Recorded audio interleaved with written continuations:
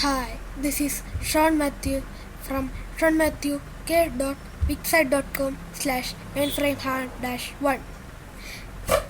In our previous video, in the last part, we said that I will do how to add borders to the table.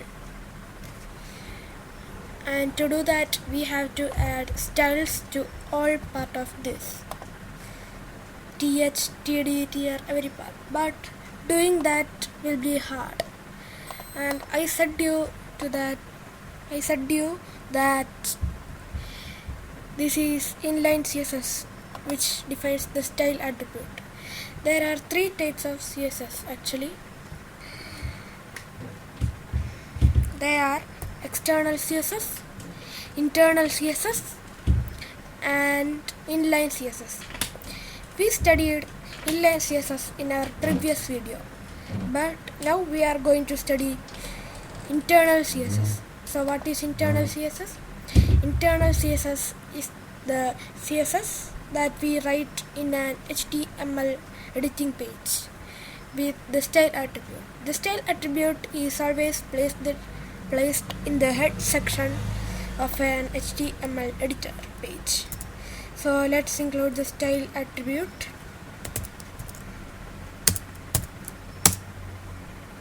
So this is the style attribute. So its structure is something like this. We use tags, classes or ID first. So let's use tr, td, tr, th. Then let's use this tags, and then let's include a pair of curly braces, and in that we will include the CSS pseudo class, and that will be border that we did in our previous video. Then we will include and colon, and we will include one, no need of one, we will increase some, and let's include 3 pixel.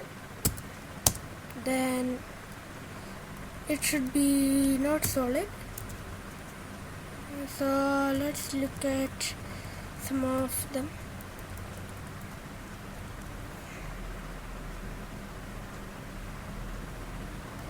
Okay, then include double, and then the color should be black. If you include a semicolon here, there is no problem, that's that much good.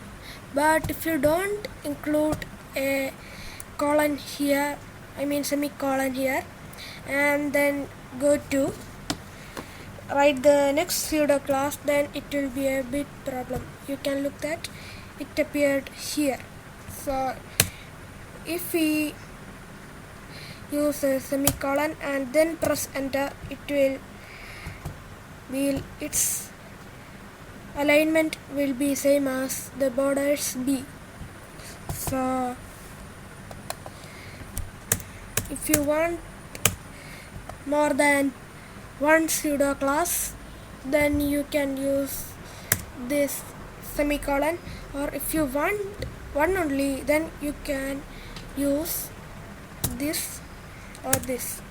That's your choice, but it's a good practice to include a semicolon. So now let's save our changes and then run it in browser. So our project is built successfully, and you can see that here we have this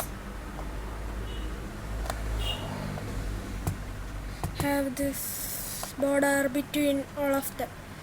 So that's the thing that was talking about in our previous video. So we have studied how to include table borders. But what if you want solid table border? Then instead of this double, then you can include the solid,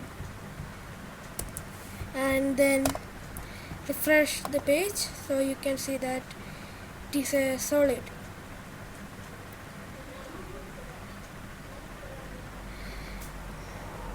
So today we will also study about HTML list. So let's go again to Visual Studio. So we have Visual Studio here, and let's make an unordered list. UL, it stands for unordered list. For the list item, we include an li element. You can see that we have the li element here. It represents an list item. If its parent element is an or ul, the first element of an item, the parent elements list, as defined for those elements. This means that if it is an ul element, then it will be a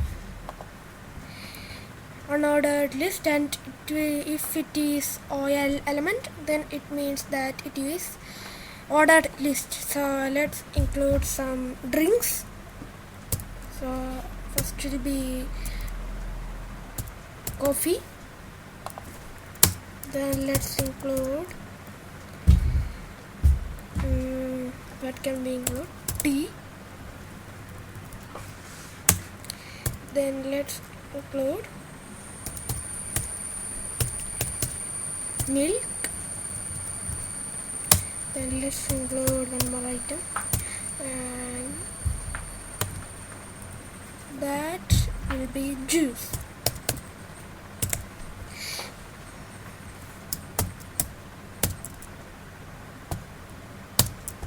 And now let's save all our changes and have a look at the browser. So you can see that a list with some bullets have come here. These are the characters that we call bullets.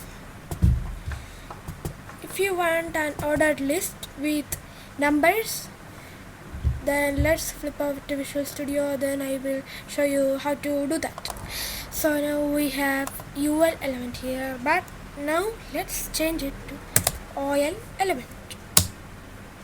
And now let's save our changes and then reload our web page, and you can see that you have 1, 2, 3, 4, but they can be selected because they are only for the list. So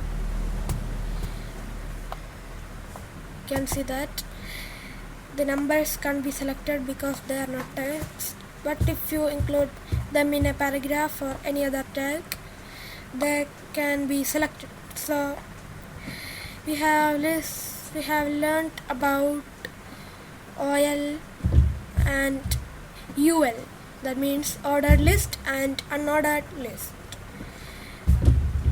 We have one more type of list called description list and description terms, and we will learn about that in our next video. So hoping you all have a nice day, and thank you for watching.